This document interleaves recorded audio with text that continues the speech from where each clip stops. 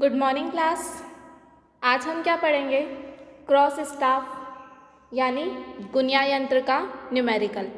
Last class में हमने chain और टेप के न्यूमेरिकल पढ़ लिए थे। अब हम पढ़ेंगे क्रॉस स्टाफ पे numerical. Cross staff, optical square, कुछ भी हो उसको क्या कहा जाता है? गुनिया यंत्र कहा जाता है। न्यूमेरिकल देखते हैं। अभी क्वेश्चन लिखा हुआ है आपके सामने, एक क्षेत्र ABCDEFG के गुनिया यंत्र सर्वेक्षण का आलेखन कीजिए एवं उसका क्षेत्रफल भी निकालिए। अपने को आलेखन भी करना है और उसका क्षेत्रफल भी निकालना है। एक क्षेत्र दे रखा है ABCDEFG। अभी ये क्वेश्चन पूरा कंप्लीट नहीं है, ये थोड़ा सा अधूरा है, सिर्फ मैंने लिख दिया है। अब इसके आगे का जो क्वेश्चन है वो देखते हैं। ये जो मैं बनाने वाली हूँ टेबल, ये भी किस में आती है? क्वेश्चन में आती है।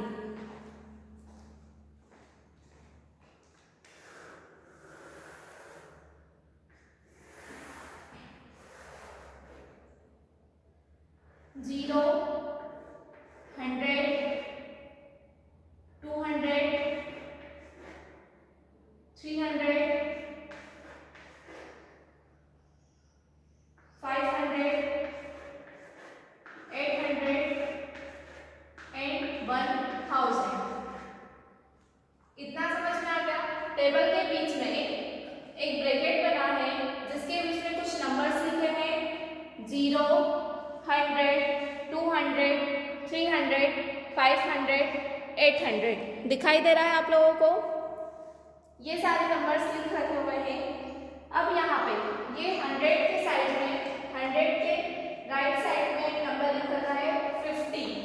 ठीक है, 50 लिख रखा है। अब 200 के साइड में एक नंबर लिख रखा है 150। 500 के साइड में एक नंबर लिख रखा है 175। 800 के साइड में एक नंबर लिख रखा है 200।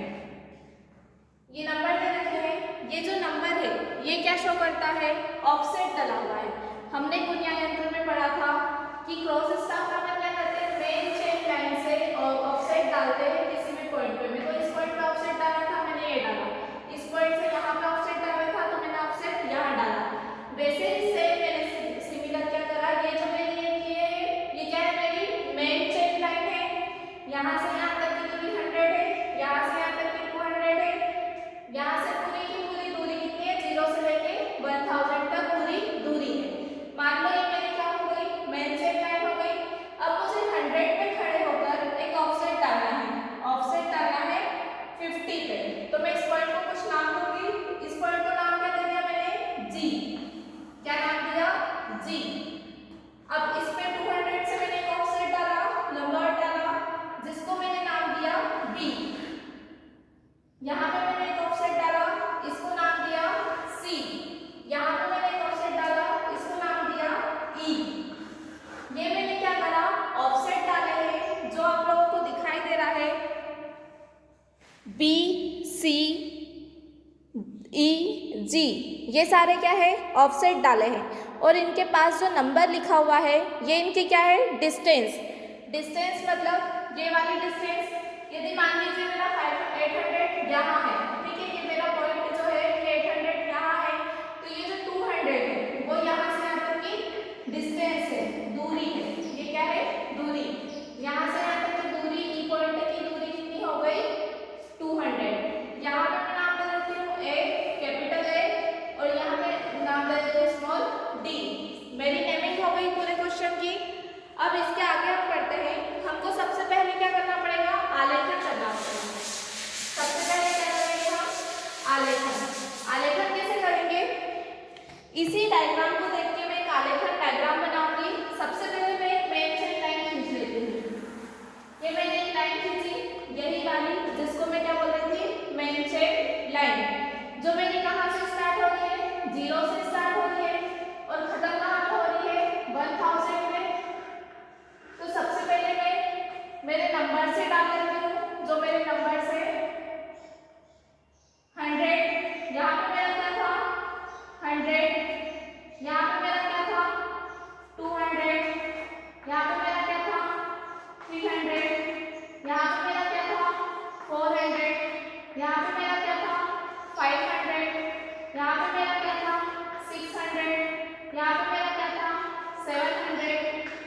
यहाँ पे मेरा क्या था 800, ठीक है, और यहाँ पे कितना होगा 900। इस 1000 को मैं थोड़ा सा और ऊपर ले जाती हूँ।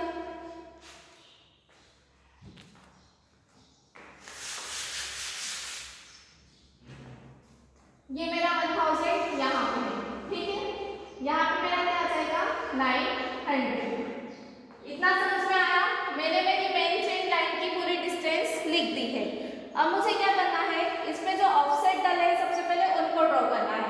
यदि 100 से एक ऑफसेट डला है, कहाँ तक डला है, इस पॉइंट पर कितना डला हुआ ऑफसेट 50, कितना डला हुआ है 50, ये पॉइंट क्या है मेरा G। अब 200 से मेरा एक ऑफसेट डला है, 200 से मेरा एक ऑफसेट डला है, कितना डला है 150, ठीक है, इसको मैं यहाँ से यहाँ तक मिला दूँ। ए पॉइंट ये मेरा क्या है, ए पॉइंट है और यहाँ पे 0 वैल्यू है। अब अगला मेरा ऑफसेट किस पे डाला हुआ है, 500 पे कितना डाला हुआ है 175, 50 से थोड़ा सा ज्यादा जाएगा 175, इसको मिला दूं। अब मेरा अगला ऑफसेट कहाँ डाला है 800 पे, कितना डाला हुआ है 200, यहाँ पे मेरा 300 पे एक और ऑफसेट डला हुआ है 250, इसको नाम क्या दूंगी मैं F। 300 पे मेरा एक ऑफसेट डला है 250, कितना डला हुआ है 250, इसका नाम क्या है F, और यहाँ पे कितना डला हुआ है 200, इसको भी मैं मिला दूंगी। ये मेरा पॉइंट कौन सा था E, ये क्या था मेरा D, ये पॉइंट का नाम क्या था D। मैं अब मेरा 800 पे भी कोई डला हुआ है क्या, नहीं, हो गया कंप्लीट। यहाँ से मैंने यहाँ तक मिला दिया, ये भी ट्रायंगल बन गया, यहाँ से यहाँ तक मिला दिया, ये भी क्या बन गया ट्रायंगल। इस डायग्राम में आपको कुछ ट्रायंगल दिख रहे होंगे, त्रिभुज दिख रहे होंगे, और कुछ क्या दिख रहे होंगे समलंब चतुर्भुज, कुछ क्या दिख रहे होंगे समलंब चतुर्भुज दिखाई दे रहे होंगे। अब सबसे पहले हम इसका सॉल्यूशन, मैं ये बिठा रही हूँ, अपने को क्या करना है क्षेत्रफल निकालना है, क्षेत्रफल निकालना है, कितना क्षेत्रफल निकालना है,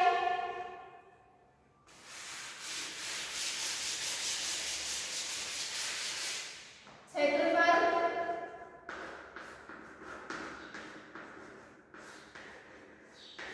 A B C D E F G, इसका क्या करना है, इन सारे पॉइंट का क्षेत्रफल निकालना है। क्षेत्रफल कैसे निकालूंगी मैं, क्षेत्रफल का फॉर्मूला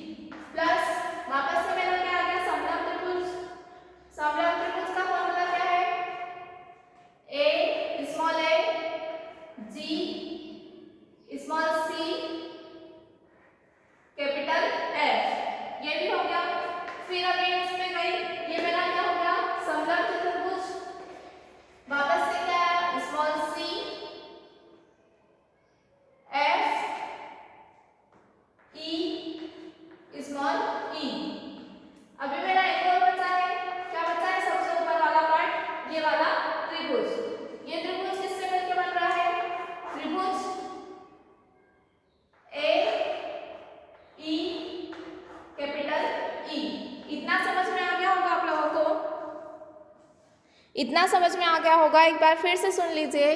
जो डायग्राम अपना बना हुआ है उसके साइड में कहीं पे त्रिभुज भी था, कहीं पे त्रिभुज भी था और कहीं पे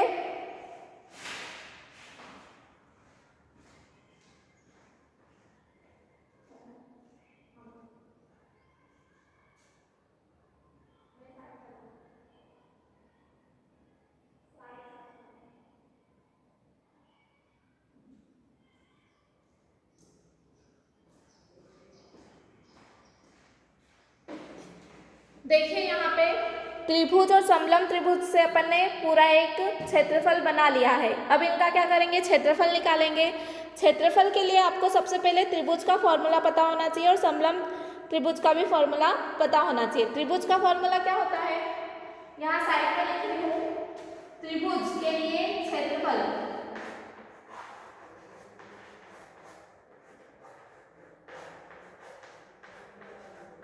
त्रिभुज के लिए क्षेत्रफल क्या होता है, 1/2 आधार गुणित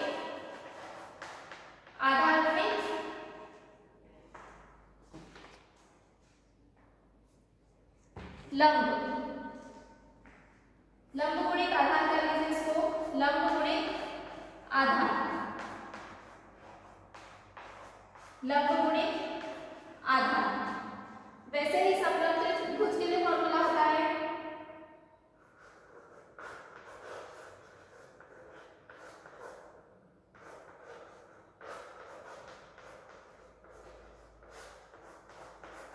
समलंब के लिए क्षेत्रफल का फॉर्मूला होता है लंब गुणित समांतर भुजाओं का योग बटे में 2। लंब गुणित समांतर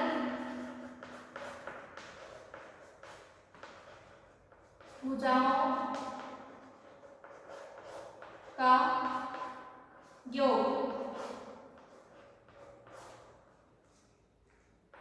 बटे में 2। ये किसका फॉर्मूला होता है, त्रिभुज के क्षेत्रफल के लिए, और ये किसका होता है, समांतर त्रिभुज के लिए। अब मैं ऊपर क्लीन कर रही हूँ।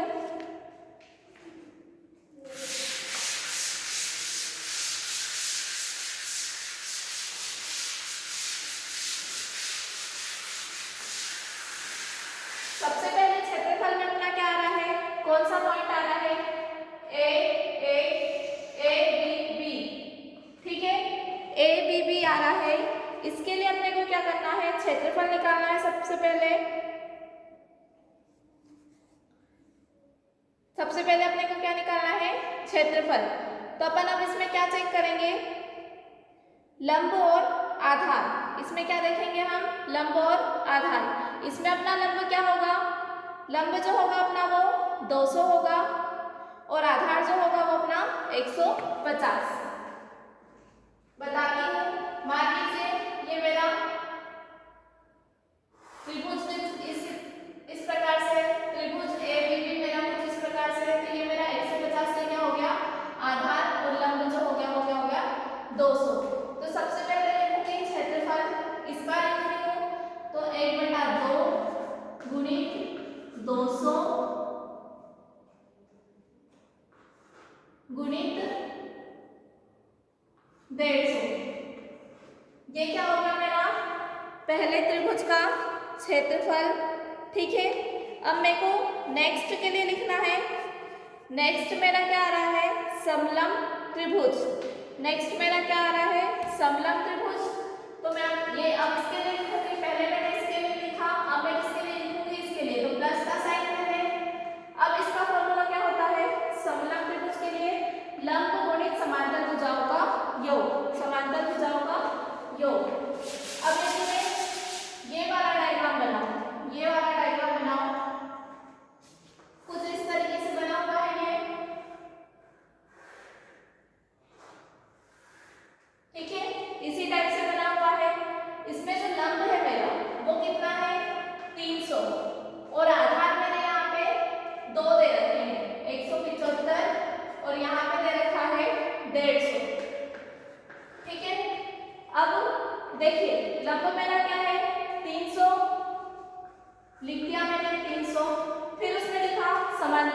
भुजाओं का योग, ये भुजा और ये भुजा आपस में समांतर है, तो मैं यहाँ पे लिख सकती हूँ 175 प्लस 150 डिवाइड बाय 2।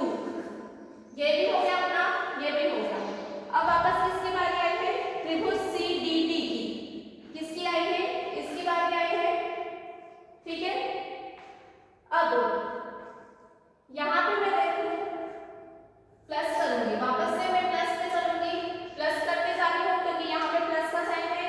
अब मेरा जो 1/2 गुणित लंब क्या हो जाएगा मेरा यहाँ पे मेरा लंब क्या हो जाएगा 800, क्योंकि क्वेश्चन में मेरे को लंब दे रखा है, तो लंब क्या हो गया 800 और आधार कितना दे रखा है 175।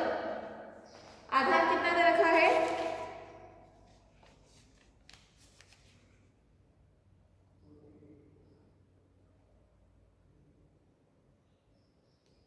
सॉरी, लंब अपना कितना होगा 500 होगा, क्योंकि इस पॉइंट से स्टार्ट हो रहा है अपना, ये 500 यहाँ पे लिखा हुआ है 800, तो वहां के लिए जा रहा है 800, इसका लंब होगा यहाँ पे क्या आएगा 500 गुणित 175। ये कंप्लीट हो गया। लंब अपना क्या था, डायग्राम बनाती तो मैं लंब क्या आता अपना ये, यदि वापस से त्रिभुज बनाओ तो 175 ये है मेरा और ये मेरा क्या है 500 लंब, ठीक है। अब नेक्स्ट देखिए, नेक्स्ट मेरा वापस क्या आ गया त्रिभुज आ गया। कौन सा त्रिभुज? ये वाला स्मॉल वाला।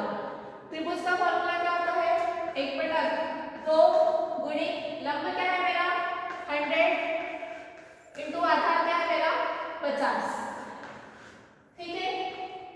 अब वापस से मेरा क्या आ गया समांतर चतुर्भुज। समांतर चतुर्भुज वापस प्लस करूंगी तो क्या आएगा,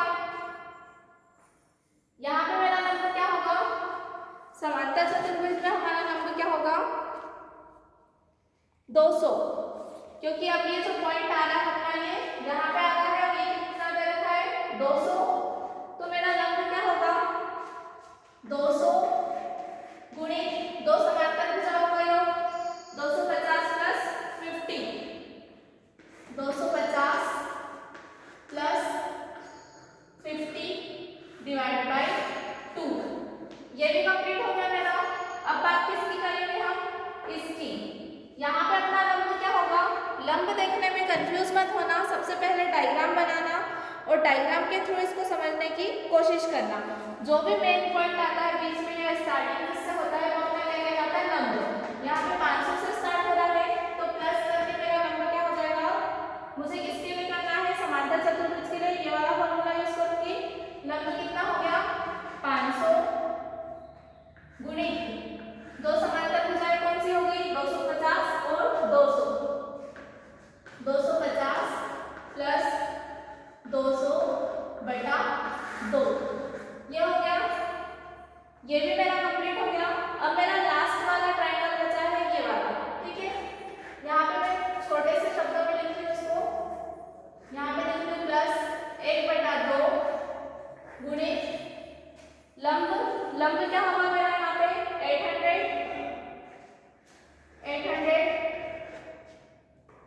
गुणित आधार क्या हो जाएगा मेरा 200। इन सभी को क्या करें, अब सॉल्व कर ले।